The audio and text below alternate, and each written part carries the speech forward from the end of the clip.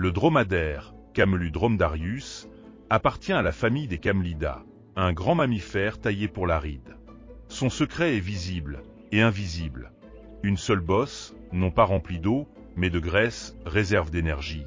Un corps capable de tolérer une forte déshydratation et même de faire varier sa température pour limiter la transpiration. Côté gabarit, c'est un athlète du désert. Long cou, poitrine étroite, longues pattes et une démarche économe. Il broute ce que d'autres refusent, épineux, feuilles sèches, végétation pauvre, en tirant le maximum de chaque bouchée.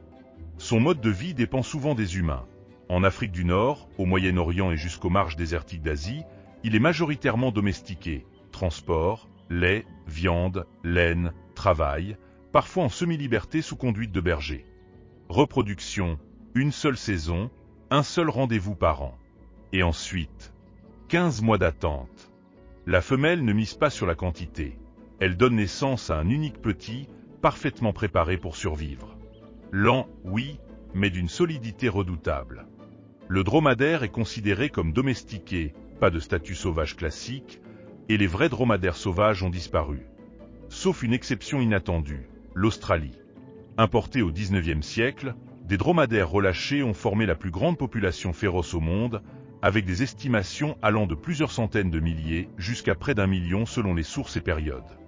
Le dromadaire nous balance une vérité brute.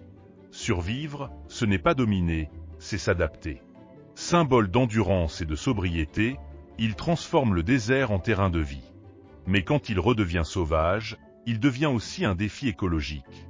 Abonne-toi pour d'autres portraits scientifiques.